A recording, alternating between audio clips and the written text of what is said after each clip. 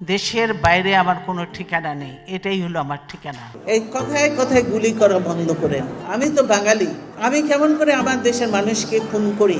আওয়ামী লীগ তো আওয়ামী লীগের নেতাদেরও আজকে মূল্যায়ন হয় না সেখানে।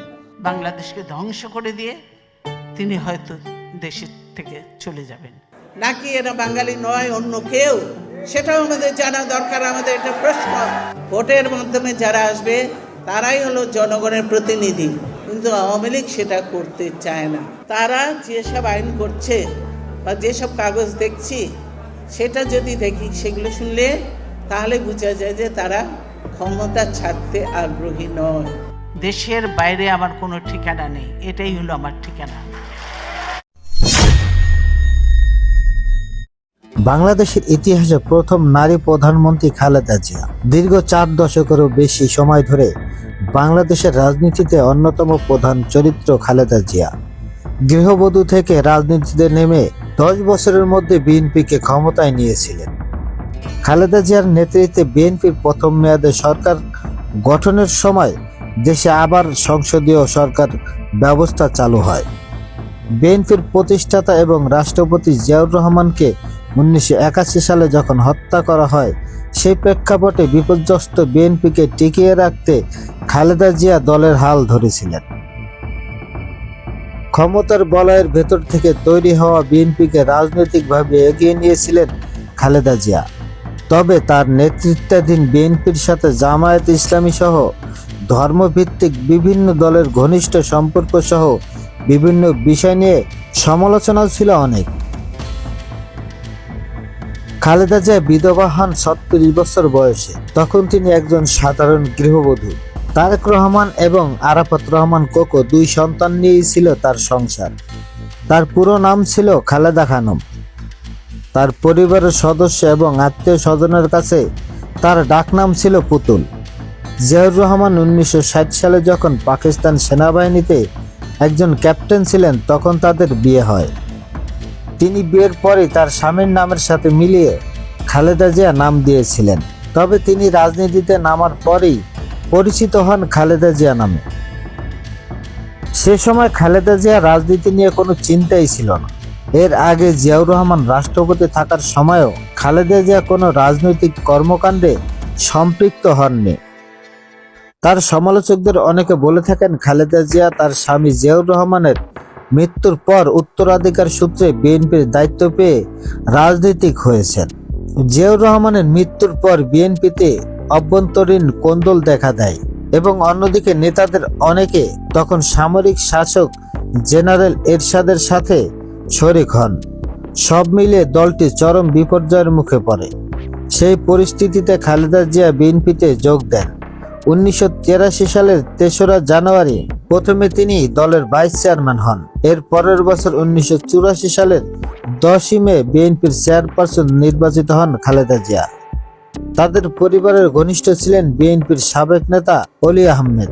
জিয়াউর রহমান রাষ্ট্রপতি থাকার সময় তার একান্ত সচিব ছিলেন মিস্টার অলি আহমেদ। বিএনপিকে টিকিয়ে রাখতে তাদের অনুরোধে খালেদা জিয়া রাজনীতিতে আসেন। খালেদা জিয়ার জন্ম 1946 সালের 15 আগস্ট তৎকালীন ব্রিটিশ ভারতের জলপাইগুড়িতে। তার বাবার নাম ইস্কান্দার মজুমদার এবং মায়ের নাম তৈয়বা মজুমদার। তবে তার জন্ম তারিখ নিয়ে রাজনৈতিক অঙ্গনে বিতর্ক রয়েছে।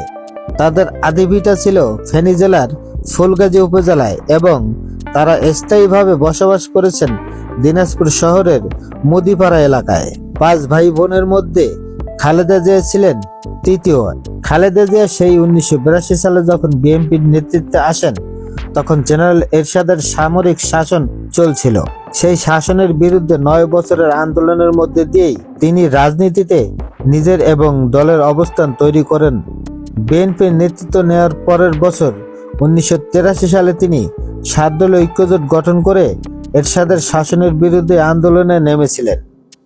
অন্যদিকে আন্দোলন করে আওয়ামী লীগের নেতৃত্বে 8 দলীয় জোট এবং বামপন্থী দলগুলোর 5 দলীয় জোট 1986 সালে আওয়ামী লীগের জোট এরশাদ সরকারের অধীনে সংসদের নির্বাচনে অংশ নিয়েছিলেন। তবে বিএনপির জোট নির্বাচনে অংশ না নিয়ে 9 বছর রাজপথে আন্দোলনে থাকায় খালেদা জিয়া আপসীর নেত্রী হিসাবে পরিচিত পেয়েছিলেন। এরশাদ সরকার বিরোধী আন্দোলনে খালেদা জিয়া গ্রেপ্তার হয়েছিলেন 3 বার। এরশাদ সরকারের পতনের পর 1991 সালের 27শে ফেব্রুয়ারি সব দলের অংশগ্রহণে নির্বাচনের মাধ্যমে খালেদা জিয়ার নেতৃত্বে বিএনপি ক্ষমতায় আসেন। তিনি বাংলাদেশের প্রথম নারী প্রধানমন্ত্রী হয়ে ইতিহাস গড়েন। নির্বাচনে খালেদা জিয়া 5টি আসনে প্রতিদ্বন্দ্বিতা করে সবকটি আসনে নির্বাচিত হয়েছিলেন। সেই নির্বাচনের আগে এরশাদ বিরোধী আন্দোলনে থাকা 3 জোটের রূপরেখায় সংসদীয় সরকার ব্যবস্থায় ফিরিয়ে আনার অঙ্গীকার ছিল। সেই প্রেক্ষাপটে নির্বাচনের পর গঠিত 5ম সংসদে সংসদ নেতা হিসেবে খালেদা জিয়া রাষ্ট্রপতি শাসিত সরকার ব্যবস্থা পাল্টিয়ে সংসদীয় পদ্ধতির সরকার পরিবর্তনের জন্য বিল উত্থান করেছিলেন এবং ঐক্যমতের ভিত্তিতে তা পাশ হয়। তখন দীর্ঘ 16 বছর পর ফিরে আসে সংসদীয় সরকার। তার মাধ্যমেই মানুষের মাঝে বিএনপির অবস্থানকে শক্তিশালী করেছে খালেদা জিয়া। এরশাদের শাসনামল ছাড়াও বিএনপি নেত্রী খালেদা জিয়া জেলে গিয়েছিলেন 2007 সালে তত্ত্বাবধায়ক সরকারের সময়।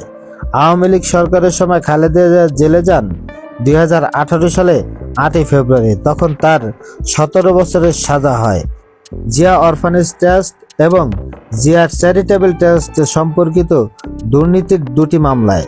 তবে 2 বছরের বেশি সময় জেল খেটে অসুস্থতার কারণে আওয়ামী লীগ সরকারের নির্বাহী আদেশে বিভিন্ন শর্তে মুক্তির পর তিনি গুলশানের বাসায় ওঠেন।